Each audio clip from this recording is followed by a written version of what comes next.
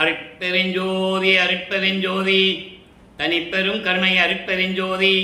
எல்லா உயிர்களும் இன்புற்று வாழ்க, வள்ளல் மலரடி வாழ்க வாழ்க, கொல்லா விரதம் குவளை எல்லாம் ஓங்குக, நல்லோர் நினைத்த நலம் பெறுக, நன்றி நினைத்த எல்லோரும் வாழ்க இசைந்து. உலக மக்களே, அறிவார்ந்த அன்பர்களே, ஆண்மநேய ஒருமைப்பாடுடைய அன்பர்களே, அருட்பெருஞ்சோதி ஆண்டவருடைய திருவிளையாடலை பார்த்து கொண்டிருக்கிறோம்.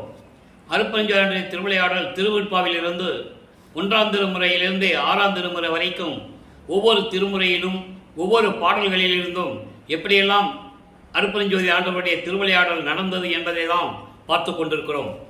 இந்த பிரபஞ்சம் தோன்றிய காலத்திலிருந்தே எத்தனையோ திருவிளையாடல்கள் நடந்திருந்தாலும் கூட கலியுகத்தினுடைய கடைசி திருவிளையாடல், அதாவது 1823ஆம் ஆண்டு தொடங்கி 30/1/1874 இரவு 12 மணி வரையிலும் அருட்பெருஞ்சோதி ஆண்டவருடைய திருவிளையாடல் 51 ஆண்டுகள் நடந்து கொண்டிருந்தன. அதற்கு காரணம், சமயங்களும் மதங்களும் மார்க்கங்களும் உருவாகி இந்த 4 யுகங்களிலுமே கிரேத யுகம், திரேத யுகம், துவாபர யுகம், கலியுகம் 4 யுகங்களிலுமே அதாவது அந்தந்த சமயத்தினுடைய தலைவர்கள் தங்களுடைய கர்த்தாக்களை உருவகப்படுத்தி அதற்கேற்றபடி ஆலயங்களை அமைத்து வழிபாட்டு முறைகளை அமைத்து வழிபாடு செய்து விட்டார்கள். இவற்றுக்கெல்லாம் கால அளவு உண்டு. ஒவ்வொரு யுகத்திற்கும் சமயங்களுக்கும் மதங்களுக்கும் மார்க்கங்களுக்கும் அந்தந்த யுகங்களிலே எப்படியெல்லாம் நடந்தது என்பதையும், அதன் பிறகு அதனுடைய கால அளவுகள் முடிந்தவுடனே ஒளி யுகத்திலே, இப்போ நம்ம ஒளி யுகத்தில் இருந்துகிட்டு இருக்கோம், கலியுகம் முடிஞ்சிருச்சு, சுத்த சன்மார்க்க காலத்தில் இருந்துகிட்டு இருக்கோம். அப்போ இந்த யுகத்திலே, இந்த சுத்த சன்மார்க்க காலத்தில் மக்களுக்கென்று ஒரு ஆன்மீக பாதை வேண்டும் என்பதற்காக ஒரு ஆன்மீக வழி வேண்டும்.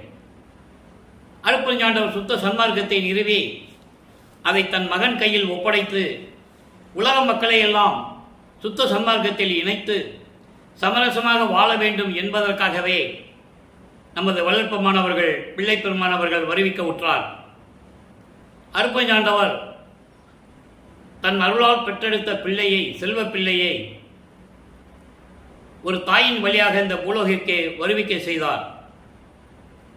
இந்த நிலையில் இருக்கும்போது தன் மகன் வருவிக்க உற்ற பிறகு 8 ஆண்டுகள் வரையிலும் எந்த விதமான அருளையும் அவர் கொடுக்கவில்லை. 9ஆவது ஆண்டு தொடக்கத்தில் தன் மகன் முன்னால் தோன்றி, என்னால் வருவிக்க உற்றவன் மகனே என்று சொல்லி ஞானத்தை கொடுத்துவிட்டு மற்ற அருளையெல்லாம் முன்பருவம் பின்பருவம் காட்டி அருள்வேன் என்று சொல்லி மறைந்து விடுகிறார். அதன் பிறகு தன் மகனுக்கு மறைப்பு நிலையை கொடுத்து விடுகிறார். அவருக்கு எதுவுமே தெரியாது. அந்த மாதிரி ஒரு மறைப்பு நிலையை கொடுத்து விட்டு அவர் மறைந்து விடுகிறார். காரணம், தன் மகனை சமயங்களிலும் மதங்களிலும் மார்க்கங்களிலும் இருக்க செய்து அந்த வழிபாட்டு முறைகளெல்லாம் பின்பற்ற செய்து சமயங்களிலும் மதங்களிலும் மார்க்கங்களிலும் கூறப்பட்ட சங்கற்ப விகற்பங்களிலே ஈடுபட செய்து, அதாவது சங்கற்ப விகற்பங்கள் என்பது திருநீர் இடுவது, உத்திராட்சமலை போட்டுக்கிறது, இதெல்லாம் சைவ சமயத்தை சேர்ந்தது. கற்பூரம் ஏற்றி தேங்காய் பழம் உடைச்சி குத்துவிளக்கு ஏற்றி இறைவனை வழிபடுவது, இது சைவ சமயத்தை சேர்ந்தது. வைஷ்ணவ சமயம் நாமம் விடுவது, சாகர சமயத்தை சேர்ந்தவர்கள் அம்மனை வழிபடுகின்றவர்கள் குங்குமம் விட்டுக் கொள்வது, கௌபாரம் முருகனை கும்பிடுறவர்கள் திருநீர் இடுவது, இப்படி ஒவ்வொரு சமயத்திற்கும் குறியீடுகள் உண்டு.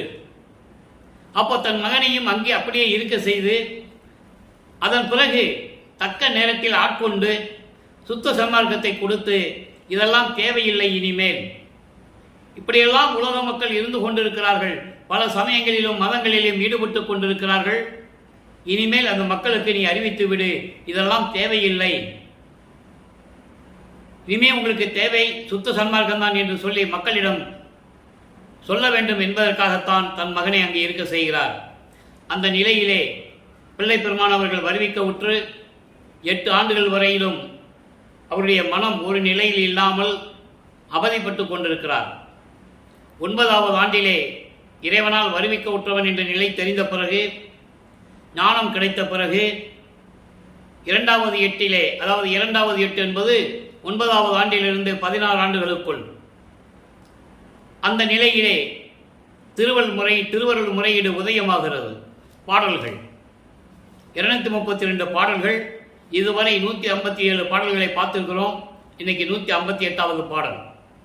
ஒவ்வொரு பாடலிலும் ஒவ்வொரு திருமுறையிலிருந்தும் எப்படி அவருடைய நிலை மாறுகிறது, ஒவ்வொரு 8 ஆண்டுகளிலும் வள்ளற்பெருமானுடைய நிலை என்ன, இறைவன் எப்படியெல்லாம் தன் மகனுக்கு அருளை கொடுக்கிறார், திருவிளையாடல் செய்கிறார் என்பதை தான் பார்த்து கொண்டிருக்கிறோம். பதிகம் 6 திருவருள் முறையீடு பாடல் 158வது பாடல். பாடலை நல்லா கவனிங்க. பாடல் புரியாட்ட கூட இறைவன் கொடுத்த விளக்கம் எளிமையாக இருக்கும். ஏன் ஒவ்வொரு பாடலையும் சொல்லி திருவிளையாடலை சொல்லுகிறேன் என்றால், இந்த வள்ளலார் ஊழியனுக்கு இறைவன் இட்ட கட்டளை அது. ஒவ்வொரு பாடலில் இருந்தும் அவருடைய நிலையை நான் சொல்ல வேண்டும். அது எனது கடமை. நல்லா கவனிங்க.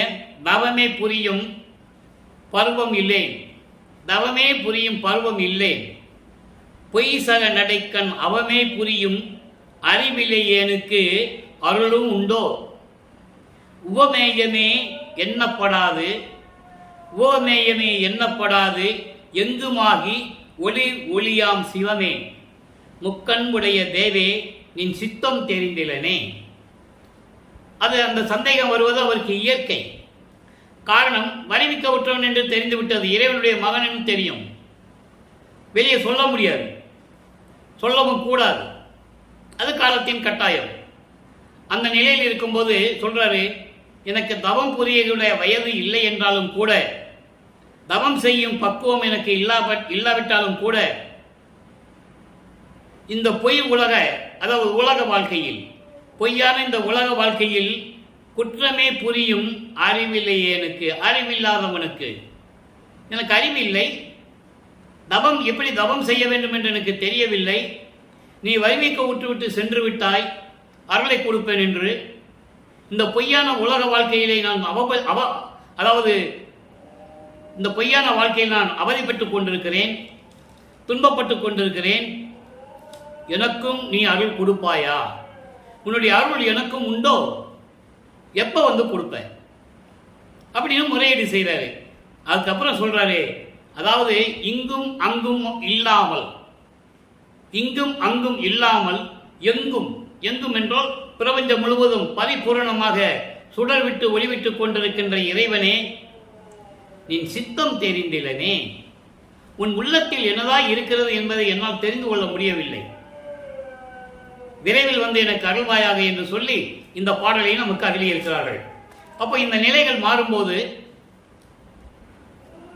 அடுத்தபடியாக 2ஆம் திருமுறை உருவாகிறது. அதுல பதிகம் 17, இது பதிகம் 17 பதிகம் பார்த்திருக்கோம். இன்னைக்கு 18வது பதிகம் அறிவரும் பெருமையிலே 6வது பாடல். அறிவரும் பெருமை என்பது இறைவனுடைய அருளை பெருமை பற்றி சொல்லிவிட்டு, இன்னும் எனக்கு ஏன் வந்து அருளவில்லை என்று கேட்பது. நல்லா கவனிங்க. பார்த்து நிற்கின்றாய்.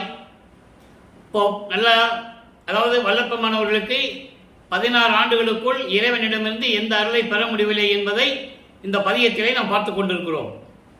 பார்த்து நிற்கின்றாய் யாவையும் எலி ஏன் பரதவித்து உரு கனால் நெஞ்சம் வேர்த்து நிற்கின்றேன், கண்டில்லை கொல்லோ, எதற்காக கேட்கிற, கண்டில்லை கொல்லோ விடமுண்ட கண்டன் நீ என்றோ. இந்த விடமுண்ட கண்டன் நீ என்றோ நீங்க ஏன் சொல்றாருன்னா அதுக்கு ஒரு விளக்கம் இருக்கு. ஆர்த்து நிற்கின்றார் ஐம்புல வேடர். ஐம்புல வேடர், வேடர்னா திருடர்கள். ஐம்புல வேடர் என்பது 5 புலன்கள்: ஒளி, சுவை, உணர்வு, நாற்றம். நாற்றம் என்பது மனம். அவர்களுக்கு இலக்கு ஆவேனோ, அதுக்கு இலக்கு ஆவேனோ, அதனால் நான் பாதிக்கப்படுவேனோ. தமியேன் ஓர்த்து நிற்கின்றார். ஓர்த்து நிற்கின்றார் பரவும் நல் ஒற்றியூரில் வாழ் என் உறவினே. இது பாடல். பாடலை விளக்கம் பாருங்க. அதாவது எலியேன் பரதவித்து படும் துன்பத்தால் மனம் புழுங்கி நிற்கின்றேன். இவை எல்லாவற்றையும் நீ பார்த்து கொண்டிருக்கிறாய். நான் துன்பப்படுவதை பார்த்து நீ பார்த்து கொண்டிருக்கிறாய், கண்டுகொள்ளுவதில்லை. எதற்காக? ஒரு காலத்தில் பார்க்கடலை கடையும் போது அமுதம் வருகிறது. அந்த அமுதத்தை உண்டால்தான் தேவர்கள் உயிர் பிழைப்பார்கள், அரக்கர்களிடந்து பாதுகாக்க முடியும் அவர்களை. ஆனால் அங்கே பாம்பு விஷத்தை கற்கிறது, விஷத்தை உமிழ்கிறது. என்ன செய்ததுன்னு தெரியாம எல்லாம் நின்றுட்டு இருக்கும் போது சிவபெருமான் போய் அந்த விஷத்தை உண்டு கழுத்தலை நிறுத்துகிறார். அதான் சொல்றாரு, விடை உண்ட கண்டன் நீ என்றோ, அவர்களை காப்பாற்றுவதற்காக நீ விஷத்தை உண்டாய், அவர்கள் காப்பாற்றப்பட்டார்கள். என்னை ஏன் இந்த மாதிரி அலக்கழிக்கிறாய்? நானும் முன்னால் வறுமை கூற்ற மகன் தானே, ஏன் எனக்கு அருளை கொடுக்கவில்லை? உலகியலிலே துன்பப்பட்டு கொண்டிருக்கிறேன், விரைவில் எனக்கு அருள்வாயாக என்று சொல்லுகிறார். எப்படி சொல்கிறார்னா, ஐம்புல வேடர்ன்னு சொல்லுகிறார். இந்த ஐம்புலன்களால் ஒளி, ஒளி, உணர்வு, சுவை, நாற்றம், இந்த ஐம்புலன்களால் இந்த 5 புலன்களும் ஆரவாரம் செய்து கொண்டு என்னிடம் வர வேண்டும் என்று ஆர்ப்பரித்துக் கொண்டிருக்கிறது. அதை நீக்க வேண்டும். ஐம்புலன்களை, என்னுடைய செயல்களை எல்லாம் நீ நீக்க வேண்டும். நான் அவர்களிடம் மாட்டிக்கொள்வேனா என்று எனக்கு அச்சமாக இருக்கிறது. இந்த மகன் உன்னை நினைத்து வணங்கிக் கொண்டிருக்கிறேன். வளமிக்க திருவொற்றியூரில் இருக்கின்ற என் தந்தையே, அதான் உறவினனே என்று சொல்லுகிறார். விரைவில் எனக்கு அருள்வாயாக என்று சொல்லி முறையீடு செய்கிறார். இப்படி 1ஆம் திருமுறையிலும் 2ஆம் திருமுறையிலும் ஒவ்வொரு பதியத்தினுடைய பாடல்களை பார்க்கும் பொழுது வல்லப்பமானவர்கள் 2வது எட்டிலே இருந்து கொண்டிருக்கும் போது 9வது ஆண்டிலிருந்து 16 ஆண்டுகளுக்குள் இந்த நிலை தொடர்ந்து கொண்டிருக்கிறது. இறைவனிலிருந்து எந்த அருளையும் பெறவில்லை. அவர் திருவிளையாடல் செய்து கொண்டிருக்கிறார். எந்த நேரத்தில் மகனுக்கு அருளை கொடுக்க வேண்டும் என்று ஒரு காலகட்டம் இருக்கிறது, கால அளவு இருக்கிறது. அது அவருக்கு தெரியாது, வல்லப்பெருமான் அவர்களுக்கு. இன்னொரு முக்கியமான விஷயம் என்னன்னா, இந்த சரியக்கிரிய யோகம் 12 நிலைகளை இவர் கடக்க வேண்டும். இவர் அறியாமலேயே அது கடந்து கொண்டிருக்கிறார். ஏன்னா அங்கே அருட்பெருஞ்சாண்டவர் அந்த மாதிரி திருவிளையாடல் செய்து கொண்டிருக்கிறார். இப்ப பாருங்க, உருவத்தை பார்த்து வழிபடுகிறார், அது சரியை. கிரியை, கிரியை என்பது அதாவது வேள்வி வளர்த்து மந்திரங்கள் சொல்லி நமச்சிவாயா சிவாய நம அப்படின்னு சொல்லி வணங்குவது. அது ஏற்கனவே சென்ற பதியங்களை நம்ம பார்த்துட்டோம். இனிமே நமச்சிவாயா சிவாய நம வராது. இனிமே பார்க்குற பாடல்கள் எல்லாம் அதில் நமச்சிவாயா சிவாய நம சிவசிவான்னு சொல்றது வராது. காரணம், கிரியையை கடந்து விட்டார். சரியை கிரியை என்ற 8 நிலைகளை கடந்து விட்டார். இப்ப யோக நிலைக்கு போகணும். அந்த நிலையில் இருக்கும்போது வல்லப்பமானவர்கள் 3வது எட்டில் அடியெடுத்து வைக்கிறார். 3/24. நல்லா கவனிங்க, இந்த 12 நிலைகளையும் அவர் கடக்க வேண்டும். அது அவருக்கு தெரியாது. சரிய கிரிய யோகப்பா அவருக்கு தெரியாது. தனது மகனை அவருக்கு தெரியாமலேயே இறைவன் கடத்தி கொண்டிருக்கிறார் அந்த நிலைகளிலிருந்து. அப்போ 3ஆம் திருமுறை உருவாகும் போது அவருடைய மனநிலை எப்படி இருக்கிறது? அதாவது 17வது ஆண்டிலிருந்து 24 ஆண்டுகளுக்குள் அந்த 8 ஆண்டுகளில் என்ன நடந்தது என்பதை நாம் பார்த்து கொண்டிருக்கிறோம். இதுவரை 13 பதியங்களை பார்த்திருக்கிறோம். இந்த 13 பதியங்களினுடைய சுருக்கம், திருவொற்றியூருக்கு போவது, அங்கே ரோட்டிலே தெருவிலே நின்று கொண்டு இறைவனை பற்றி வணங்குவது, இறைவன் எந்த அருளையும் கொடுக்காமல் நின்று கொண்டிருப்பது, அப்போ அவருடைய மனநிலை எப்படியெல்லாம் இருந்தது என்பதை எல்லாம் நாம் பார்த்து விட்டோம். அதன் பிறகு நாம் வந்துதான் நாம் இறைவனை எவ்வளவு வேண்டினாலும் இறைவனுடைய அருளை பெற முடியவில்லை என்று நாரையை தூது அனுப்புகிறார், கிளிகளை தூது அனுப்புகிறார். தனது மனக்குமுறலை அவர்களிடம் சொல்லி நீ போய் சொல்லு என்று தூது அனுப்புகிறார். அதற்கும் எந்த விதமான பதிலும் இல்லை. அதன் பிறகு இப்போ 14வது பதியத்தில் பார்க்கிறோம் திருக்கோல சிறப்பு. இன்னைக்கு 3வது பாடல். அதாவது திருக்கோல சிறப்பு என்பது இறைவனுடைய பவனியை பார்த்து அதனுடைய சிறப்பை சொல்லுவது. இன்னும் அருளை பெற முடியவில்லை, இறைவன் அருள் கொடுக்கல. இப்போ திருக்கோல சிறப்பை சொல்றார். நல்லா கவனிங்க. அன்னத்து படிவம் கொண்ட அயனும் அளவா முடியார், வடியாத வனத்து சடையார், திருவொற்றி வாணர் பவனி வர கண்டேன். பவனி வர கண்டேன். மனத்துக்கு அடங்காதாகில் அதை வாய்கொண்டு உரைக்க வசமாமோ, இனத்துக்கு உகப்பாம் அவர் அழகை என்னென்று உரைப்பது என்றிலேயே. இது பாடல். இப்போ இந்த பாடலுடைய விளக்கம் பாருங்க. அன்னத்து படிவம். அன்னத்து படிவம் என்பது அன்னப்பறவையாகி உருவம் எடுத்து பிரம்மன் அதிலே இறைவனுடைய முடியை பார்ப்பதற்காக சென்று கொண்டிருக்கிறான். உருவங்கள் மாறுகின்றன. அதாவது சொல்லுவாரு, பூத்திடுமவனும் காத்திடுமவனும் புல் விலங்கு உருக்கோடு நேடியும் கண்டறியாத பூம்பதங்கள். எப்படி? ஏத்திடும் முடியும் கூத்திடுமடியும் கண்டறியாத பாதங்கள் சொல்லுவார். பிரம்மனும் திருமாலும் உருமாறுகிறார்கள். அங்கே புல் என்று சொல்லுவார். புல் என்றால் பறவை, விலங்கு என்பது பன்றி. அதை இங்கே சொல்றாரு. அன்னத்து படிவமாகி அயனும் அளவ முடியார். இறைவனுடைய முடியை பார்க்க முடியாதவன் பிரம்மன்.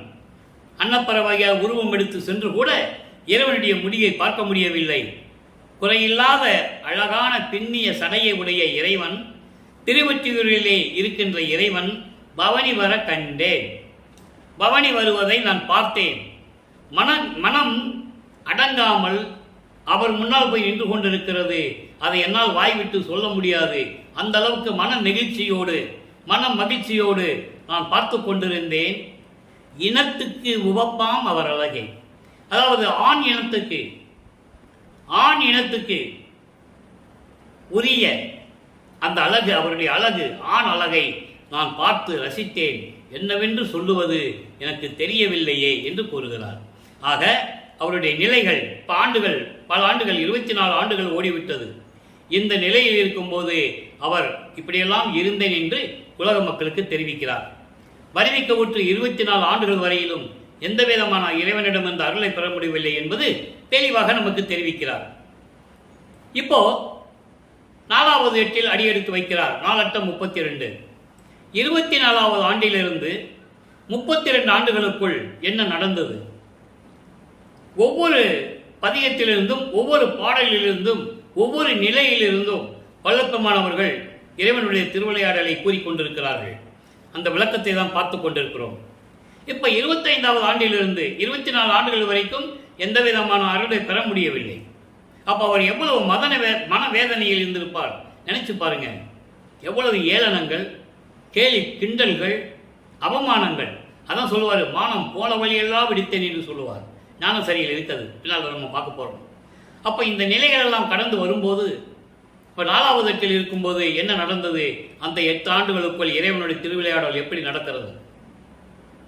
வருவிக்க ஒற்று 27வது ஆண்டில் தனக்கொடி அம்மையாருக்கு திருமங்கல்யம் பூட்டி அது சொல்லிதான் ஆகணும்.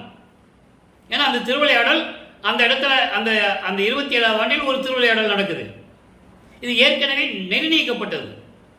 விண்ணுலகத்திலே நிர்ணயிக்கப்பட்டு தான் அங்கிருந்து வராங்க.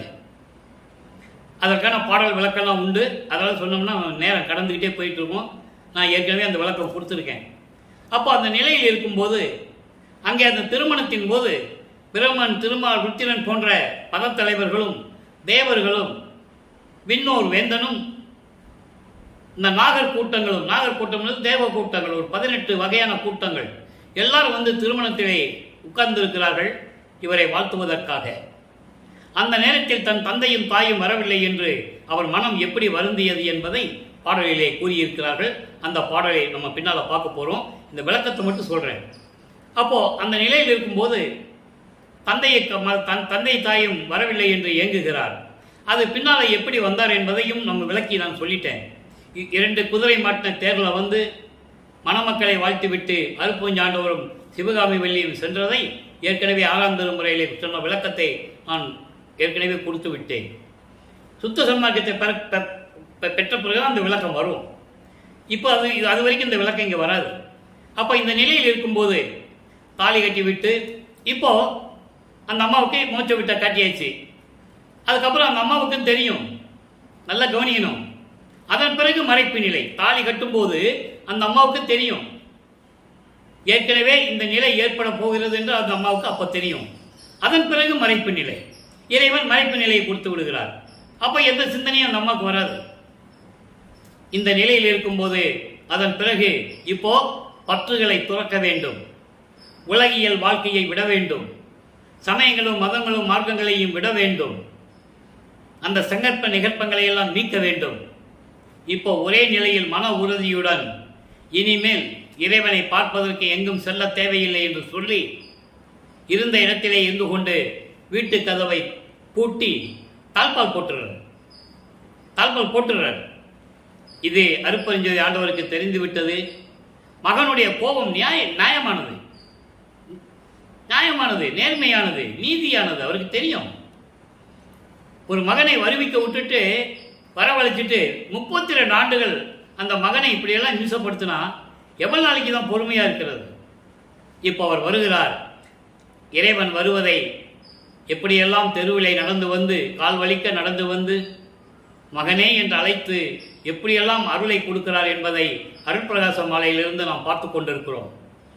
ஒவ்வொரு பாடலிலும் ஒவ்வொரு விதமாக அந்த திருவடிகளை பற்றி கூறுவார். இன்று நாம் பார்க்க வேண்டிய பாடல் அருட்பிரகாச மாலை 81வது பாடல். மொத்தம் 100 பாடல்களை கொண்டது. இன்னைக்கு 81வது பாடலை பார்க்க போகிறோம். நல்லா கவனிங்க. பக்குவத்தால் உயர் வாழைப்பழம் கனிந்தால் போல். ஒரு எடுத்துக்காட்டு சொல்லுகிறார், வேற ஒன்றும் இல்லை. பக்குவத்தால் உயர் வாழைப்பழம் கனிந்தாற் போலும் பரம் கருணையால் கனிந்த பத்தர் சிந்தந்தனிலே பொக்கமில்லா அப்பழந்தனிலே தெல்லமுதம் கலந்தால் போல் கலந்து தித்திக்கும் பொன்னடிகள் வருந்த. இறைவனுடைய திருவடியை சொல்ற. எப்படிப்பட்ட திருவடி? அதாவது உயர் ரக வாழைப்பழம், அதான் பேயன் பழம் சொல்லுவாங்க. அதான் வாழைப்பழத்திலே உயர்ந்த ரகமான வாழைப்பழம் பேயன் பழம். அந்த பேயன் பழத்தை பக்குவமாக கனிய வைத்தார் போல், அந்த பழம் பக்குவமாக கனிய வைத்தால் எப்படி இனிக்கும், அது போலவும் அதே போன்று பரம் கருணையால் கனிந்த, அதாவது உயர்ந்த கருணை, அதாவது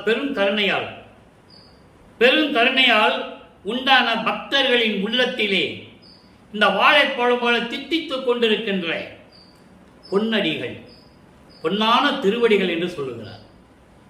அடியார்களின் உள்ளத்திலே இந்த பக்குவப்படுத்தப்பட்ட இந்த உயர்ந்த ரக வாழைப்பழம் பேயன் பழம் போல தித்திக்கின்ற, உள்ளத்திலே இனித்துக் கொண்டிருக்கின்ற அந்த திருவடிகள் பக்தர்களின் உள்ளத்திலே இருந்து கொண்டிருக்கின்ற அப்படிப்பட்ட பொன்னான திருவடிகள்.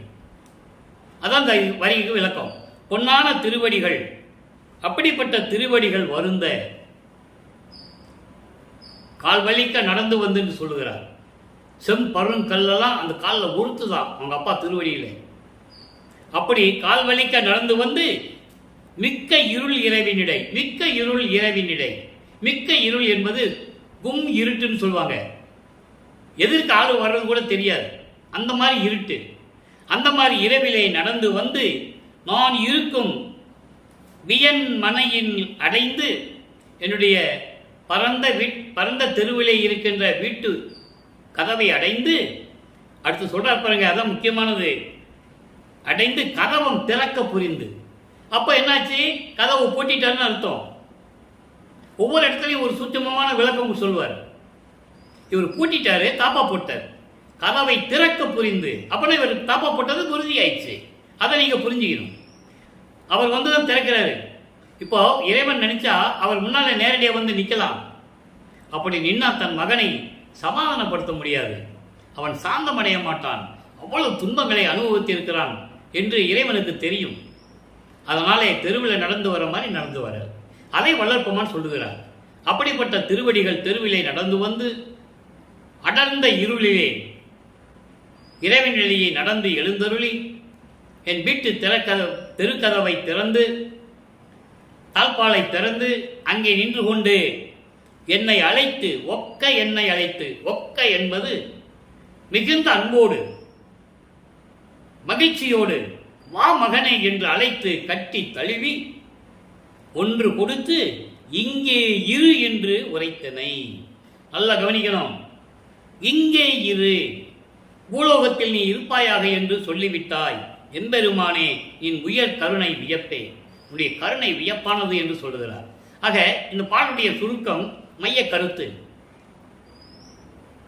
எப்படிப்பட்ட திருவடிகள் என்றால், ஏற்கனவே நான் சொல்லிட்டேன், வாழைப்பழம் போல, அதாவது பக்குவமாக கனிய வைக்கப்பட்ட பேயன் வாழைப்பழம் தித்திப்பதைப் போல பக்தரின் உள்ளத்திலே தித்தித்துக் கொண்டிருக்கின்ற அந்த பொன்னான திருவடிகள் வருந்த தெருவிலே இரவிலே நடந்து வந்து நான் இருக்கும் இடத்தை தேடி வீட்டு கதவை திறந்து வா மகனே என்று மகிழ்ச்சியோடு அணைத்து என் கையிலே ஒன்று கொடுத்தார். அருள்கொடை. அருள்கொடை அருள்கொடை என்பதை ஒவ்வொரு பாடலில் சொல்லுவார். நம்ம பின்னால 6ஆம் திருமுறையில் பார்க்க போறோம். அருள்கொடையை கொடுத்து விட்டாய், கொடுத்து மட்டும் ஒன்றும் சொல்லலை, நீ பூலோகத்தில் இரு என்று சொல்லிவிட்டு மறைந்து விட்டார். இப்போ 6ஆம் திருமுறை உருவாகிறது. வழக்கமானவர்கள் 33வது ஆண்டிலிருந்து 40 ஆண்டுகளுக்குள் இருந்து கொண்டிருக்கிறார். அந்த 8 வருடத்தில் என்ன நடந்தது? இப்போ 32 ஆண்டுகள் வரைக்கும் சென்னையில் இருக்கிறார். வழக்கமானவர்கள் சென்னையில் இருக்கிறார்.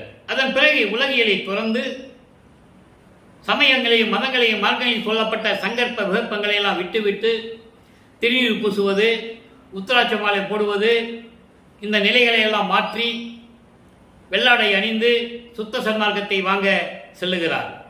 தத்துவங்களை கடந்து, அந்தங்களை கடந்து, சுத்த சிவஞான வழியிலே போய் அங்கே இருக்கின்ற சத்தியஞான சபையிலே இருக்கின்ற சிங்காசனத்திலே தன் மகனை வரவேற்று அமர வைத்து அந்த உலகறிய விண்ணுலகம் அறிய அவருக்கு மணிமுடி சூட்டி சுத்த சன்மார்க்கத்தை கொடுத்து பூலோகத்திற்கு திரும்பி போவாயாக என்று சொல்லி அனுப்பி விடுகிறார். நேராக பூலோகத்துக்கு வந்து விடுகிறார். வந்து கருங்குறையிலே இருந்து கொண்டிருக்கும் போது, கருங்குறையிலே 9 ஆண்டுகள் இருக்கிறார். அந்த நிலையில் இருக்கும்போது அந்த 8 ஆண்டுகளிலே என்ன நடந்தது என்பதை தான் இப்போ நம்ம பார்க்க போகிறோம். ஒவ்வொரு பதியத்திலிருந்தும் ஒவ்வொரு பாடலில் என்ன விளக்கம் இருக்குதுங்கிறத நம்ம உண்மையாக இருக்கிறதை பார்க்க போகிறோம். அதான் பார்த்து கொண்டிருக்கிறோம். இப்போ அருள் விளக்க மாலையிலே 98வது பாடல், மொத்தம் 100 பாடல்களை கொண்டது. இன்றைக்கு 98வது பாடலை பார்க்க போகிறோம். நல்லா கவனிங்க. இந்த அருள் விளக்க மாலை என்பது சமயங்களிலும் மதங்களிலும் மார்க்கங்களில் இருக்கும்போது ஒன்றுமே தெரியாத அறியாத பருவத்தில், விளையாடுகின்ற பருவத்தில் எப்படியெல்லாம் இறைவனை வந்து ஆட்கொண்டார், எப்படியெல்லாம் அருளை கொடுத்தார் என்பதை தான் நாம் பார்த்து கொண்டிருக்கிறோம். பாடலில் நல்லா கவனிங்க. இருந்த இடம் தெரியாத இருந்த சிறியனை, சிறியன் என்பது இங்க மகன். இருந்த இடம் தெரியாது இருந்த இந்த மகனை எவ்வுலகில் உள்ளவரும் ஏற்றிட மேல் ஏற்றி. நல்லா கவனிக்கணும். இதையெல்லாம் வல்லப்பெருமானுடைய நிலையை வல்லப்பெருமான்கள் வருவிக்க உற்று 202 ஆண்டுகளாக திருவருட்பாவில் இருக்கின்ற உண்மைகளை மக்களிடம் யாரும் சொன்னதில்லை. ஒரு ஆள் கூட சொல்லலை என்பதை என்னால் சத்தியமாக சொல்ல முடியும். நானும் எத்தனையோ பேசியதை பேச்சுகள்லாம் கேட்டிருக்கிறேன். டிவி நம்ம யூடியூப்பில் பேசுகிறதெல்லாம் நம்ம கேட்டுக்கொள்ள நீங்களும் கேட்டிருப்பீங்க. என்ன சொல்கிறார் பாருங்க. எவ்வுலகில் உள்ளவரும் ஏற்றிட மேல் ஏற்றி அரும் தவறும் அயன் முதலார் தலைவர்களும் உள்ளத்தை அதிசயிக்க திரு அமுதம் அளித்த பெரும்பதியே. இந்த 4 வரிக்கு முதல்ல சொல்கிறேன். மொத்தம் 8 வரி பாடல்கள். அது 4 வரி விளக்கம் சொல்கிறேன். அதாவது சமயங்களிலும் முன்னாலே வருவிக்க உற்று, அவங்க பாட்டை சொல்கிறாரு, முன்னாலே வருவிக்க உற்று 32 ஆண்டுகள் வரையிலும் சமயங்களிலும் மதங்களிலும் மார்க்கங்களிலும் சொல்லப்பட்ட அந்த நெறிமுறைகளை கடைபிடித்துக் கொண்டிருந்த என்னை, அப்ப இருக்கிற இடம் தெரியாத இருந்த என்னை, அப்ப யாருக்கு யார் இவர் தெரியாது, ஏதோ வராரு போறாரு, திருவட்டி போறாரு, சுத்திட்டு இருக்கிறாரு, இப்படிதான் தெரியும். அதான் சொல்றாரு, இருந்த இடம் தெரியாத இந்த மகனை, யாரு எப்படி இருந்தனே எனக்கு தெரியாது, யாருக்கும் தெரியாது என்ன, அப்படி இருந்த இந்த மகனை எவ்வுலகில் உள்ளவரும் ஏத்திட, ஏத்திட என்பது வணங்குவர், போற்றி வணங்குகிறார்கள் என்னை. எவ்வுலகத்தில் இருக்கின்றவர்களும் எல்லா உலகத்தில் இருக்கின்றவர்களும் என்னை போற்றி வணங்கிட மேல் ஏற்றி, மேல்நிலைக்கு, கடவுளை தானே வணங்க முடியும், நல்லா புரிஞ்சுக்கணும் நீங்க, கடவுள் நிலைக்கு ஏற்றி எல்லாரும் என்னை வணங்குகிறார்கள் என்று சொல்லுகிறார். யார் மக்கள்கிட்ட சொன்னதே? மேலேற்றி அதிசயிக்க, எல்லாரும் அதிசயிக்கும்படி திருவமுதம் அளித்த பெரும்பதியே, எனக்கு அருளமுதம் கொடுத்த அருப்பெருஞ்சோதியே. அப்பாட்ட சொல்றார். அப்பாவை இங்க உலகத்துக்கு வர வைக்கிறாரு, உட்கார வச்சு சொல்றாரு,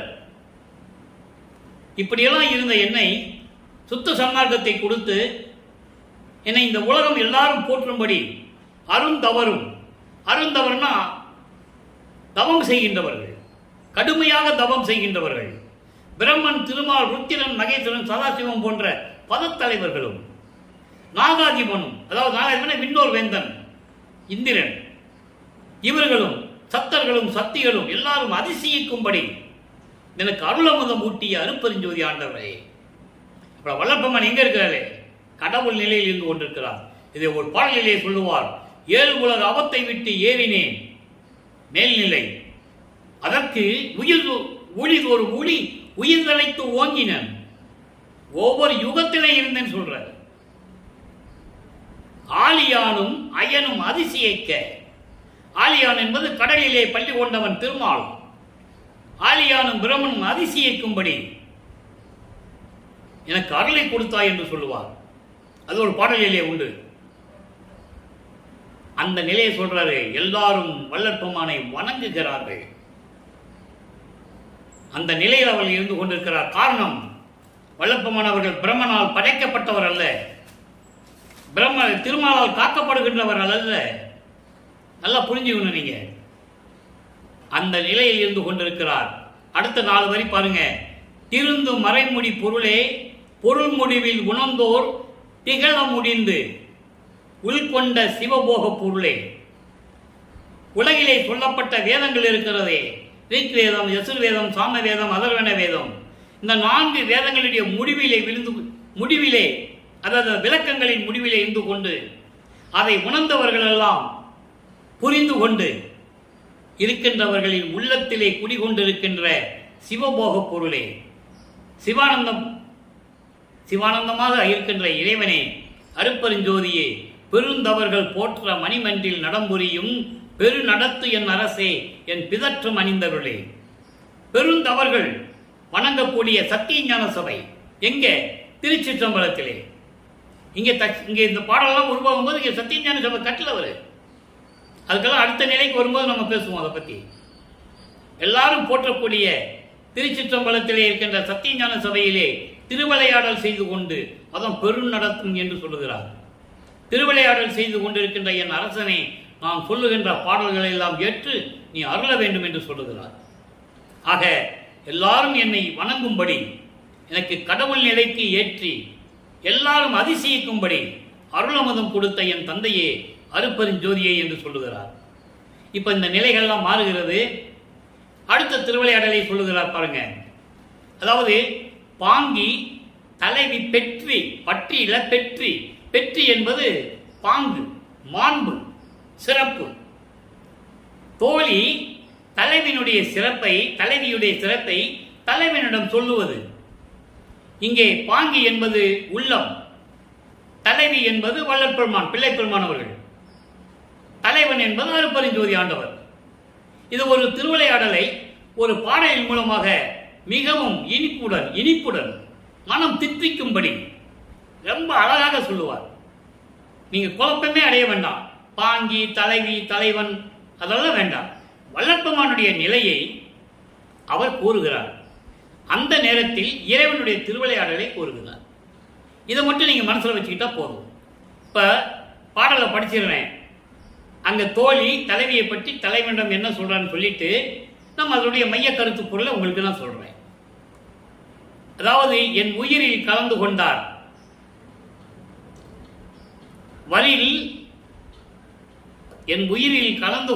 வரில் இகு அவதம் இருக்க இடம் புனைக என்கின்றார். தோழி தலைவனிடம் சொல்லிட்டு இருக்கா, என் உயிரில கலந்து கொண்டவர் வருகிறாரு. அப்படி வரும்போது அவர் இருக்கிறதுக்கு ஒரு அழகான இடத்தை தயார் செய்யுங்க, அலங்காரம் பண்ணுங்க என்று சொல்லுகிறார். தோழி சொல்லுது. அப்ப இறைவன் வருவதை உறுதிப்படுத்துகிறார். நல்லா கவனிக்கணும். இச்சை மயமாகி தன் உடல் மறந்தால், இருந்து அறியால், படுத்தும் தரித்து அறியால், எழுந்து தனித்து ஒரு சார் தெரிவாள், அன்னம் உண்ண அழைத்தாலும் கேட்பதிலால், உலகில் அனங்கனையார் அதிசயக்கும் குணங்கள் பல பெற்றால், நின் இவளை விளைவது உண்டேல் வாய் மலர வேண்டும், மெய்ப்பொதுவில் நடம்புரியும் மிக பெரிய துறையே. ஒரு தலைவி, அதாவது ஒரு தோழி தலைவியுடைய மாண்பை, தலைவியுடைய சிறப்பை தலைவனிடம் சொல்லுவது, அதான் இந்த பாடல். பாடலில் மைய கருத்து என்றால், தலைவனிடம் எப்படி பேசுகிறாள், இறைவனிடம் எப்படி அருளை பெறுகிறாள், அதை நான் சொல்றேன், இப்ப கேளுங்க. அதாவது வளர்ப்பமான் சொல்றாரு, உலக மக்களுக்கு சொல்றாரு, என் உயிரில் கலந்து கொண்டவர் வருகின்ற நேரம், வருகின்ற தருணம் இது. அவர் வரும்போது அவர் இருப்பதற்கு ஒரு இடத்தை தயார் செய்ய வேண்டும் என்று சொல்லுகிறார். அப்புறம் என்னது, சத்தியஞான சபையை காட்டணும்னு சொல்ற, இன்னும் நிலைக்கு வரல, அதை சொல்றாரு. அவர் இருக்கிறதுக்கு, அதாவது விண்ணுலகத்திலிருந்து பூலோகத்துக்கு வர்றாரு. அவர் இங்கே பூலோகத்தில் இருக்கிறதுக்கு ஒரு இடம் வேணும். நல்லா புரிஞ்சுக்கணும் நீங்க. அப்போ அவர் மனதில் இருப்பதை உலக மக்களுக்கு தெரிவிக்கிறார். இங்க ஒரு சத்தியஞான சபையை கட்டணும். ஏன்னா உலக மக்கள், மானிடர்கள் அங்கே செல்ல முடியாது. இவர் போயிட்டு வந்துருவாரு, நினைச்சு அங்க இருப்பாரு, திரும்பி வந்துருவாரு. அப்போ உலக மக்களுக்கு ஒரு சத்தியஞான சபை வேண்டும், அதை வடலூரிலே அமைக்க வேண்டும். அந்த எண்ணம் அப்போ உருவாகிறது அவருக்கு. அதை தான் இந்த பாடலிலே குறிப்பிடுகிறார். நல்லா நீங்க கவனிச்சுக்கணும். என்னை உயிரில் கலந்து கொண்டவர், அவர் வருகின்ற தருணம் வந்துவிட்டது. இவனா இவர் சுத்த சன்மார்க்கத்தை வாங்கிட்டாரு. அதான் சொல்லுவாரு, பேர உபதேசம் பண்ணும்போது சொல்லுவாரு, இயற்கை உண்மை விளக்க கடவுளாக அருப்பஞ்சோண்டர் வருகின்ற தருணம் வந்துவிட்டது. நீங்க இனிமேல் சமயங்களிலும் மதங்களிலும் மார்க்கங்களில் பற்றுக்கொண்டு இருந்து விடாதீர்கள். அங்கே எந்த விதமான லாபமும் கிடையாது. அதை விட்டதுனால எனக்கு லாபம் கிடைச்சது.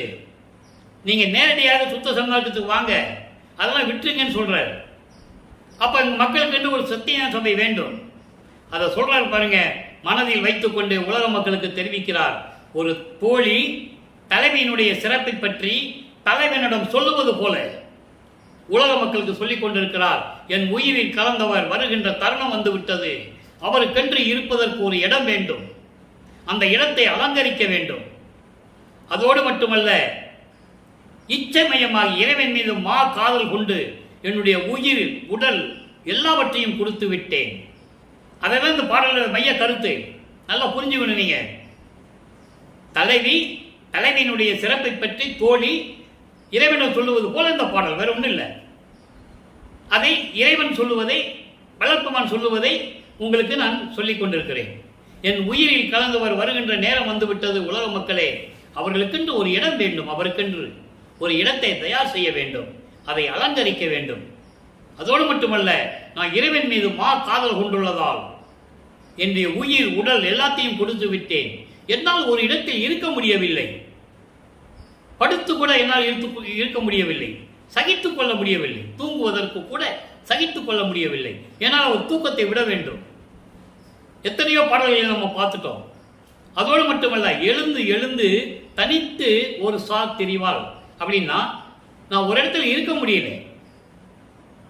அங்கேயும் இங்கேயும் சுத்திக்கிட்டு இருக்க வேண்டியிருக்கு. இங்க இருக்க வேண்டியிருக்கு, திருப்பி விண்ணுலகத்துக்கு போக வேண்டியிருக்கு, திருப்பி இங்க இருக்க வேண்டியிருக்கு. ஒரு இடத்துல என்னால இருக்க முடியல. அப்போ இறைவனை இங்க கொண்டு வந்துட்டா நான் ஒரே இடத்துல இருப்பேன்.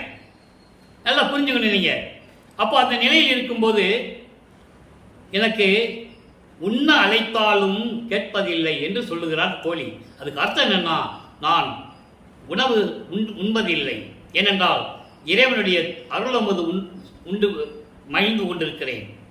அவர் அருளமுது உண்டவர், மதிமண்டல தமதம் உண்டவர். அப்புறம் அந்த நிலையில் இருக்கும்போது நான் உணவை தள்ளிவிட்டேன் என்று சொல்லுகிறார். நல்லா புரிஞ்சுக்கணும். உலகில் அனங்கனையார் அதிசயிக்கும் குணங்கள் பல பெற்றால், இவர் பெண்ணாக உருவகப்படுத்தியதனால் தோழி சொல்லும்போது தேவதைகள், அதாவது விண்ணுலகத்தில் இருக்கின்ற தேவதைகளுடைய விட அவர்கள் அதிசயிக்கும்படி பல குணங்கள் இவர்கிட்ட உண்டு. என்ன குணங்கள்? சுத்த சன்மார்க்க நெறிகள், உயிர் இரக்கம், உயிர் நேயம், ஜீவகாரணிய ஒழுக்கம், இந்திரிய ஒழுக்கம், கர்ண ஒழுக்கம், ஜீவ ஒழுக்கம், ஆன்ம ஒழுக்கம், பெரிய 4 ஒழுக்கங்கள் எல்லாவற்றையும் நான் பெற்றுக் கொண்டிருக்கிறேன் என்று சொல்லுகிறார். அதான் அந்த பாடலுடைய மைய கருத்து. அது எப்படி அதாவது விண்ணுலகத்தில் இருக்கின்ற அத்தனை பேரும் அதிசயிக்கும்படி எனக்கு இறைவன் எல்லா குணங்களையும் கொடுத்து விட்டான், குணங்கள் ஒழுக்கங்கள் எல்லாவற்றையும் நான் பெற்றிருக்கிறேன் என்று சொல்லுகிறார். அடுத்த வழி இல்லை, இப்படிப்பட்ட என்னை உனக்கு என் மேல் ஆசை இருந்தால், அன்பு இருந்தால், காதல் இருந்தால் வாய் மலர்ந்து சொல்ல வேண்டும் என்று இறைவனிடம் கேட்கிறார். இதான் பாடலுடைய மைய கருத்து. இப்படியெல்லாம் இருக்கின்ற இறைவன் சத்தியஞான சபையிலே, எங்கே அங்க சிவஞான வெளியில் இருக்கின்ற சத்தியஞான சபையிலே திருவிளையாடல் செய்து கொண்டிருக்கின்ற மிக பெரிய துறையே, எல்லாற்றுக்கும் பெரியவர், அருப்பெருஞ்சோதி ஆண்டவர், ஆதியும் அந்தமில்லா தோன்றியவர், அப்படிப்பட்ட இறைவனே என்று சொல்லி இந்த பாடலை எழுதியிருக்கிறார்கள். அப்ப அந்த பாடலுடைய மைய கருத்து, இறைவன் இங்கே வரப்போகிறார், என் உயிரில் கலந்து கொண்ட இறைவன் இங்கே வரப்போகிறார், அவருக்கென்று ஒரு இடத்தை தயார் செய்ய வேண்டும். நல்லா புரிஞ்சுக்கணும், நீங்க என்னுடைய உடல் பொருள் ஆவி அத்தனையும் அவரிடம் நான் கொடுத்து விட்டேன். இப்ப நான் ஒரு நிலையில் இல்லை, நான் இங்கேயும் அங்குமாக தெரிந்து கொண்டிருக்கிறேன், விண்ணுலகத்திற்கும் பூலோகத்திற்கும் நான் தெரிந்து கொண்டிருக்கிறேன். என் இறைவன், என் தந்தை இங்கே வந்துவிட்டால், அவருக்கென்று ஒரு இடத்தை இங்கே அமைத்து விட்டால் எனக்கு இந்த வேலை தேவையில்லை, திரிய வேண்டிய அவசியம் இல்லை, இங்கேயும் அங்கேயுமாக ஓடி ஓடி திரிய வேண்டிய அவசியம் இல்லை. நான் ஓடினா இவர் நினைச்சா பறந்து போக போறாரு, ஒரு நொடியில் அங்கே இருப்பாரு, நினைச்சான்னா ஒரு நொடியில் இங்கே இருப்பாரு. இருந்தாலும் அந்த மாதிரி ஒரு நிலை எனக்கு ஏற்படாதே, நானும் இங்கேயே இருந்து விடுவேன் என்று சொல்லுகிறார். அதனால்தான் இந்த சூட்சமமான விளக்கத்தை ஒரு சுருக்கமாக நான் உங்களுக்கு விளக்க கடமைப்பட்டிருக்கிறேன். இங்கே சத்தியஞான சபை கட்டிய பிறகு சித்தி வளாகம் சென்று விடுகிறார். சித்தி வளாகத்திலிருந்து தான் சத்தியஞான சபையை கட்டுறாரு. அங்கிருந்து சத்தியஞானை கட்டிவிட்டு அங்கேயே சித்தி வளாகத்திலே இருந்து கொள்ளுகிறார். அங்கதான் இறைவன் மகனோடு கலந்து ஒன்றாகி அருப்பெருஞ்சோதி ஆண்டவராகிறார். அது கிளைமேக்ஸில் வரும். அதுக்கு இன்னும் நம்ம நிறைய நாட்கள் இருக்கு சொல்லுவதற்கு. இப்போ திருவிளையாடல் மட்டும்தான் நம்ம பார்த்துட்டு இருக்கோம். அப்போ இந்த நிலையிற்கு வந்து பாடல் உருவாகி விட்டது. இப்போ பாருங்க, தலைவனுடைய செயலை தாய்க்கு சொல்லுவது எவ்வளவு அற்புதமான பதியங்கள் இருக்கு தெரியுமா? இது முதல்ல தோழி தலைவியுடைய சிறப்பை இறைவனுக்கு சொல்லுவது. அதனால பாடலை விளக்கத்தை பார்த்துட்டோம், தெளிவாக பார்த்துட்டோம். இப்போ தலைவனை பற்றி தாய்க்கு சொல்லுவது, தாய் என்பது உலக மக்களுக்கு சொல்லுவது. இவர் இறைவன் செயலை பற்றி சொல்லுகிறார். எப்படியெல்லாம் திருவிளையாடல் நடந்தது என்பதை நல்லா கவனிக்கணும். மெய்க்குலம் போற்ற விளங்கும் மணாளர் நல்லா புரிஞ்சுக்கணும். மெய்க்குலம் போற்ற விளங்கும் மணாளர், வித்தகர், அம்பலம் மேவும் அழகர், இக்குல மாதரும் யானும் என் நாதர் இன்னொருள் ஆடல்கள் பண்ணுறும் போது. அற்புதமான இடங்க அன்பர்களே. எப்படி இறைவனுடைய திருவிளையாடல் நடக்குது பாருங்க. பண்ணுறும் போது பொய்க்குளம் பேசி புலம்பாதே பெண்ணே, பூரண நோக்கம் பொருந்தினை நீதான் எக்குளம் என்கின்றார் என்னடி அம்மா, என் கைப்பிடிக்கிறார் என்னடி அம்மா. இறைவனுடைய திருவிளையாடல் என்ன சொல்ற பாருங்க. உலக மக்களே, மெய்க்குளம் போற்ற விளங்கும், அதாவது சுத்த சன்மார்க்க நெறிகளை பின்பற்றி கொண்டிருக்கின்ற சுத்த சன்மார்க்க தலைவனாக இருக்கின்றவர் என்னுடைய இறைவன். மணாளர் என்று சொல்லுகிறார். பெண்ணாக உருவப்படுத்தினால் மணாளர் என்று சொல்கிறார். அப்படிப்பட்ட இறைவன் அருப்பெருஞ்சோதி ஆண்டவர், சுத்த சன்மார்க்கத்தின் தலைவன், சுத்த சன்மார்க்கத்தை வழிநடத்திக் கொண்டிருக்கின்ற இறைவன். அப்படிப்பட்ட இறைவன் வித்தகர், எல்லா அருளையும் பெற்றுக் கொண்டிருந்தவர். அங்கே திருச்சிற்றம்பலத்தில் இருக்கின்ற அழகான இறைவன். அதே போல சுத்த சன்மார்க்க பெண்களும் நானும் இறைவனுடைய அருளை பற்றியும் அவருடைய திருவிளையாடல்களை பற்றி பேசும்போது நல்லா கவனிக்கணும். இதுதான் சொல்றாரு சத்து விசாரம். நல்ல அருமையான இடம் இது.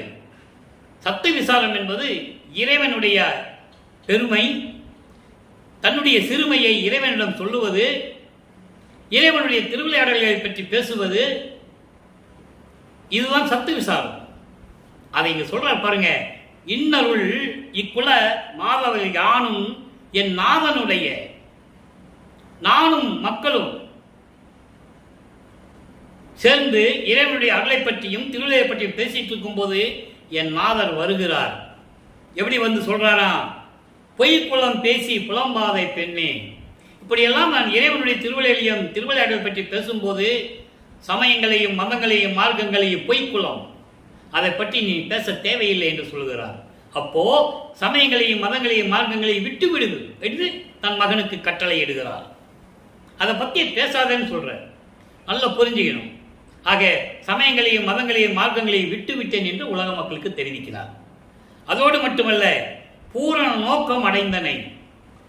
நீ எதற்காக இந்த பூலோகத்திற்கு வருவிக்க உற்றாயோ அதை நீ பரிபூரணமாக அடைந்து விட்டாய். உலக மக்களுக்கு சொல்றாரு. அவங்க அப்பா வந்து அருப்பஞ்சாண்டவர் மகன் கிட்ட சொல்றத உலக மக்களுக்கு சொல்றாரு. இறைவனுடைய திருவிளையாடல்.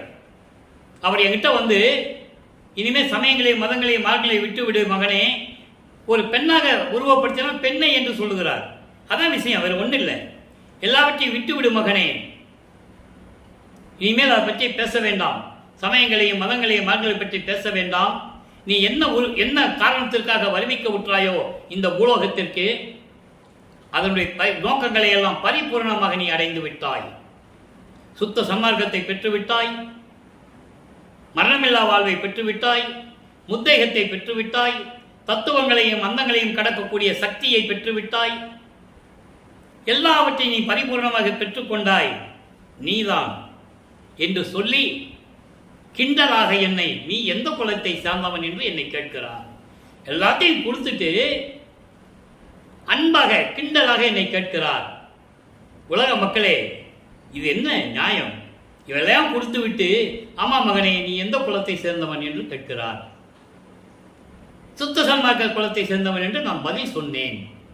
என்னடி அம்மா, உலக மக்களே, இப்படியெல்லாம் என்னை அவர் சொல்லுகிறார் என்று சொல்லி இறைவனுடைய திருவிளையாடலை கூறுகிறார். இப்போ உங்களுக்கு புரிஞ்சிருக்குன்னு நினைக்கிறேன். இப்படிப்பட்ட திருவிளையாடல் நடந்து கொண்டிருக்கின்ற காலகட்டங்களில் இப்போ இதெல்லாம் முடிஞ்சு போச்சு. இப்போ நற்றாய் செவிலிக்கு கூறல் ஒரு பதியம். தாய் செவிலி தாய்க்கு கூறுவது. நல்ல கவனிங்க, எப்படி கூறுகிறார் செவிலி தாய் என்பது உலக மக்களுக்கு கூறுகிறார். ஏன்னா அவர் வளைத்தது இதெல்லாம் அதன் விளக்கெல்லாம் சொன்னோம்னா நிறைய இருக்கு. எப்படி செவிலி தாயின்னு சொல்லுகிறார், ஒரு பாடலில் சொல்லுவார். இங்கு பூலோகத்திற்கு வந்த பிறகு தன்னை வளர்த்த தாயை சொல்லுவார். அதனால விளக்கங்கள் நிறைய இருக்கு. நம்ம அதுக்குள்ள போக வேண்டாம். போனால் நம்ம பாடலுடைய திருவிளையாடல் சொல்ல முடியாது. நல்லா கவனிங்க. தனிப்பெரும் பதியே என் பதியாக தவம் புரிந்தது என்றால், யாது தவம் எது புரிந்ததோ என்றால், அருப்பஞ்சோதி ஆண்டவரை நான் பெறுவதற்கு சென்ற யுகங்களில் என்ன தவம் செய்தேனோ என்று சொல்லுகிறார். முதல்ல பாடல் சொல்லிடுறேன், அப்புறம் விளக்கம் சொல்றேன். அனித்த நீத்து என்னைத்தான் அன்பினால் அனைத்தான், அதிசயம் அதிசயம் என்றால், இனி துயர் சிறிதும் அடைந்திடேன் என்றால், எனக்கு இணை யார் கொல்லோ என்றால், கலிப்புற அதாவது சனி பிறப்பு அறுத்தேன், சனி பிறப்பு அறுத்தேன் என்று உள்ளே கலிப்பும் ததும்பினாள். நான் பெற்ற மகளே, நான் பெற்ற கனியை. அவர் நிலையை ஒரு தாய் சொல்வது போல கூறியிருக்கிறார்கள். இதனுடைய விளக்கம் என்ன தெரியுமா? நல்லா கவனிங்க. அருப்பஞ்சோதி ஆண்டவர் என்னை ஆட்கொண்டு அருளியது, அருப்பஞ்சாண்டவர் இந்த பூலோகத்திலே என்னை வந்து ஆட்கொண்டு அருளியது நான் சென்ற யுகங்களிலும் தற்போது இந்த பூலோகத்திலும் என்ன தவம் செய்தேனோ என்று எனக்கு தெரியவில்லை. அதோடு மட்டுமல்ல, என் குற்றங்கள் அனைத்தையும் நீக்கி என்னை அன்பினால் அணைத்துக் கொண்டார். உலக மக்களுக்கு சொல்ற அப்படிப்பட்ட இறைவன் இனி நான் சிறிதும் அடைந்திடேன், துயர் அடைந்திடேன். இனிமேல் எந்த துன்பத்தையும் நான் அனுபவிக்க மாட்டேன். எனக்கு எந்த விதமான துன்பம் எனக்குமே இல்லை. எனக்கு இடர்பாடும் இல்லை, எனக்கு பயம் இல்லை, அச்சம் இல்லை. எனக்கு இணை யார் இருக்கிறார்கள் இந்த பிரபஞ்சத்திலே என்று கூறுகிறார். அவருடைய நிலையை கூறுகிறார். ஒரு தாய் ஒரு செவிலி தாய்க்கு சொல்லுவது போல, தன்னுடைய மகளினுடைய நிலையை சொல்லுவது போல இந்த பாடல். அப்போ இங்கே வல்லப்பெருமானுடைய நிலையை கூறுகிறார். அதே நேரத்தில் இறைவனுடைய திருவிளையாடலையும் கூறுகிறார். நல்லா புரிஞ்சுக்கணும். நீங்க என்னை ஆட்கொண்ட அருட்பெருஞ்சோதி ஆண்டவர் 4 யுகங்களில் மட்டுமல்லாமல் இந்த பிறவி என்பது இந்த பூலோகத்திலே நான் வருவிக்கப்பட்ட இந்த பூலோகத்திலேயும் நான் என்ன தவறு செய்தேனோ தெரியவில்லை.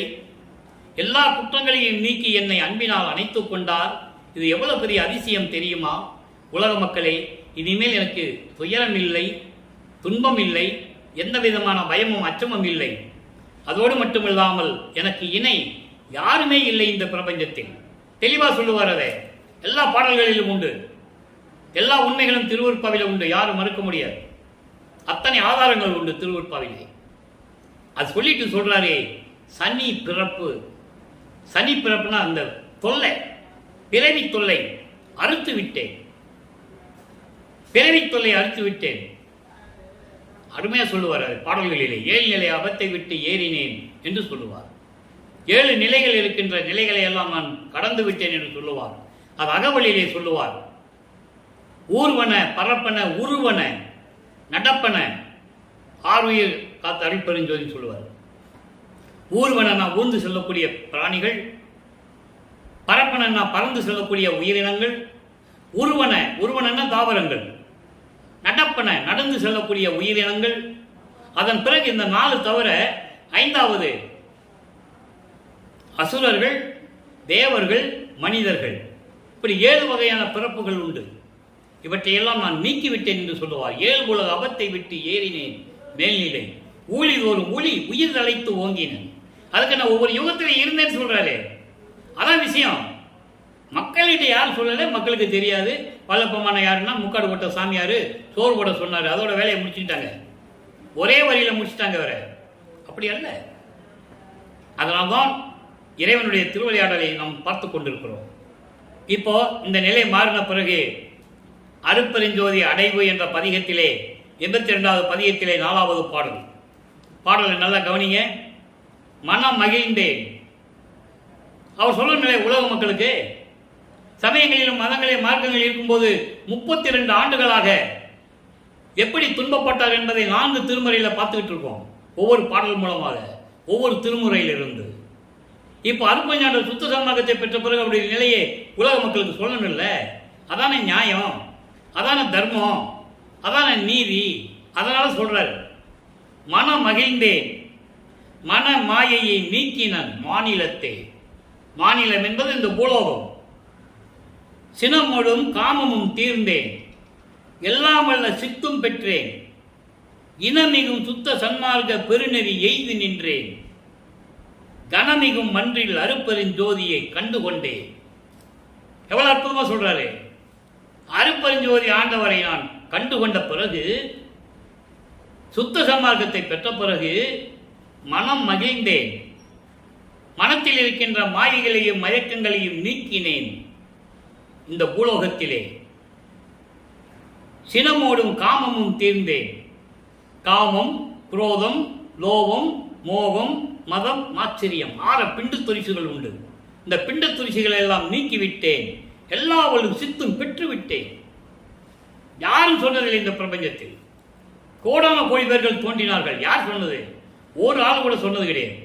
தோன்றினார்கள், இறைவனை போற்றி போற்றி அவங்க மனசில் ஏற்பட்ட தலைவர்களை போற்றி போற்றினார்கள், தவம் இருந்தார்கள், அந்த தலைவர்களிடம் இந்த வரத்தை பெற்றார்கள், மாண்டார்கள், முத்தி அடைந்தார்கள், ஜீவ சமாதி அடைந்தார்கள், சமாதி அடைந்தார்கள். அவ்வளவுதான் விஷயம். வல்லப்பெருமான் மாதிரி யாரும் ஞான சித்தியை பெற்றதில்லை. எல்லாம் கர்ம சித்தி, யோக சித்தியில் சென்றவர்கள். தெளிவா சொல்றாரு. அகவல்ல சொல்றாரு. 6ஆம் திருமுறையிலே பல இடங்களில் பல பாடல்களிலே உண்டு. அப்படிப்பட்ட எல்லா வல்லமையும் பெற்றுக்கொண்டேன், இனமிகும் சுத்த சன்மார்க்க பெருநெறி எய்து நின்றேன். இதுக்கெல்லாம் என்ன காரணம்? சுத்த சன்மார்க்கத்துடைய நெறியை பெற்றுக் கொண்டிருக்கிறேன். உயர்ந்த உயர்நிலையில் அழியாத சுத்த சன்மார்க்க நெறிகளை நான் பெற்றுக்கொண்டேன். அப்படி மெஞ்ஞான வடிவிலே சத்திய ஞான சபையிலே, அதான் கனமிகும் மன்றில் என்று சொல்லுகிறார். கனமிகும் மன்று என்பது சத்திய ஞான சபை. எங்க? திருச்சிற்றம்பலத்திற்கின்ற சத்திய ஞான சபையிலே அருட்பெருஞ்சோதியை கண்டுகொண்டதனால் இந்த நிலைகளெல்லாம் நான் பெற்றுக்கொண்டேன் என்று சொல்லுகிறார். அடுத்து பாருங்க, அடிமை பேரு. இறைவனுடைய அடிமை பேரு. இறைவனுக்கு அடிமையான எவ்வளவு பாக்கியமா இருக்கும். அதை சொல்லுகிறார் 3வது பாடல். சேர்த்தான் பதம் என் சிரத்தே திருவருள் கண் பார்த்தான். ரொம்ப எளிமையா சொல்லுவார். என் எண்ணமெல்லாம் பாலித்தான், தீர்த்தான் என் துன்பமெல்லாம் துக்கமெல்லாம் சூழாது நீக்கிவிட்டான், இன்பமெல்லாம் தந்தான் இசைந்து. இறைவனுடைய அருள் கிடைத்து விட்டால், அந்த அடிமை கிடைத்து விட்டால் அவனுடைய பாக்கியம் எப்படி இருக்கும்? சேர்த்தான் பதம், கடவுள் நிலையில் என்னை சேர்த்துக் கொண்டான். பதம் என்பது வாழும் இடம், இறைவனுடைய திருவடி, இப்படி நிறைய நிலை விளக்கங்கள் இருக்கிறது. இங்கே சேர்த்தான் பதம் என்பது எனக்கு கடவுள் நிலையில் எனக்கு அந்த இடத்தை எனக்கு கொடுத்து விட்டான். அதோடு மட்டுமல்ல, என் சிரத்தை திருவருள் கண் பார்த்தான், என் மீது அவருடைய திருவருள் கண் பதித்தான். அதனோடு மட்டுமல்ல, என் எண்ணமெல்லாம் பாலித்தான். நான் என்னென்ன நினைத்தனோ எல்லாவற்றையும் கொடுத்து விட்டான், தீர்த்தான். என் துன்பம் துக்கம் துயரம் இடர் பயம் அச்சம் எல்லாவற்றையும் தீர்த்து விட்டான். மீண்டும் சூழாது நீக்கிவிட்டான். மீண்டும் எனக்கு இதெல்லாம் வந்துடக்கூடாதுன்னு சொல்லி முழுமையாக அழித்து விட்டான். இன்பமெல்லாம் தந்தான் மகிழ்ந்து. சொல்லிட்டார. இப்போ தனித்திரளங்கள்ல ஒரு பாடல், 110வது பதிகம், தனித்திரளங்கள் 58வது பாடல். பாடலை கவனிங்க. மேவி என் உள்ளகத்து இருந்து மேலும் என் ஆவியில் கலந்து இவன் அவன் என்று ஓதும் ஓர் பூவியல் பேதமும் போக்கி ஒன்றாய் தேவியல் புரிந்தனன் சிதம்பர ரேசனே. இது பாடல். பாடல் விளக்கம் பாருங்க. அதாவது, என் உள்ளகத்திலே இருந்து கொண்டு மேலும் என் உயிரில் கலந்து இவன் அவன் என்ற பேதம் இல்லாமல், உலகிலே சொல்லுவாங்க இவன் அவன் என்று வேறுபடுத்தி சொல்லுவார்கள், அப்படி இல்லாமல் இவன் அவன் என்று இல்லாமல் ஒன்றாகி அந்த உலகியலுடைய வேற்றுமையை போக்கி நீக்கி முரண்பாடை நீக்கி ஒன்றாக கடவுள் நிலையை எனக்கு கொடுத்தான். அதான் சொல்றது தேவியல் புரிந்தனன். தேவியல் என்பது கடவுள் நிலை. கடவுள் நிலையை எனக்கு கொடுத்தான் சிதம்பர ரேசனை அருட்பெருஞ்சோதி ஆண்டவர். ஆக என்னோடு கலந்து என் உயிரில் கலந்து இவன் அவன் என்ற பேதம் இல்லாமல், முரண்பாடு இல்லாமல், வேறுபாடு இல்லாமல், உலகியலுடைய அந்த முரண்பாடை நீக்கி என்னையும் ஒன்றாக்கி கடவுள் நிலையை கொடுத்தான். அப்படி என்றால் என்னோடு கலந்து கொண்டான். நானும் அவரும் அருட்பெருஞ்சாண்டவர் ஒன்று என்று சொல்லுகிறார். இதை ஒரு இடத்திலே சொல்லுவார், இவன் அவனாகிவிட்டான் என்று சொல்லுவார். இந்த பூலோகத்திற்கு வருவிக்க விட்ட இந்த மகனை அவனாக்கி விட்டான், அருட்பெருஞ்சோதி ஆக்கி விட்டான் என்று சொல்லுவார். அற்புதமான இடங்கள்லாம் உண்டு. இவன் அவன் என்பது அதுதான். பூலோகத்திலே நீ வருவிக்க விட்ட இந்த மகனை அவனாக்கி விட்டான், அருட்பெருஞ்சோதி ஆக்கிவிட்டான் என்று சொல்லி இந்த பாடலை நமக்கு அருளியிருக்கிறார்கள். எனவே அன்பர்களே, இன்று இறைவனுடைய திருவிளையாடலை நாம் பார்த்தோம்.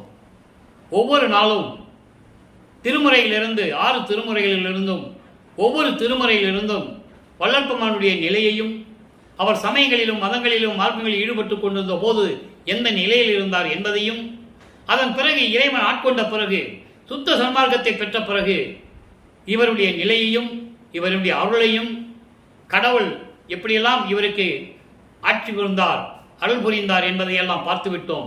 எனவே அன்பர்களே, நீங்களும் சுத்த சன்மார்க்கத்தில் இணைந்து கொலையும் கொலையும் தவிர்த்து உருவ வழிபாட்டை நீக்கி ஜோதி வழிபாடை மேற்கொண்டு அருட்பெருஞ்சோதி அருட்பெருஞ்சோதி தனிப்பெருங்கனை அருட்பெருஞ்சோதி என்ற மகாமந்திரத்தை உச்சரித்து இறைவனுடைய அருளையும் செல்வங்களையெல்லாம் பெற்று இந்த உலகிலேயே நீங்கள் வாழ்வாங்கு வாழ வேண்டும் என்று இறைவனுடைய தயவோடையும் கருணையோடையும் வாழ்த்தி விடைபெறுகிறேன். இந்த வள்ளலார் ஊழியன். மீண்டும் நாளை சந்திப்போம். நன்றி, வணக்கம். அருட்பெருஞ்சோதி அருட்பெருஞ்சோதி தனிப்பெருங்கருணை அருட்பெருஞ்சோதி. நாளையும் இறைவனுடைய திருவிளையாடல் தொடரும். இறைவனுடைய திருவிளையாடலை கண்டு மகிழ்ந்து அவருடைய அருளை பெற்றுக் கொள்ளுங்கள்.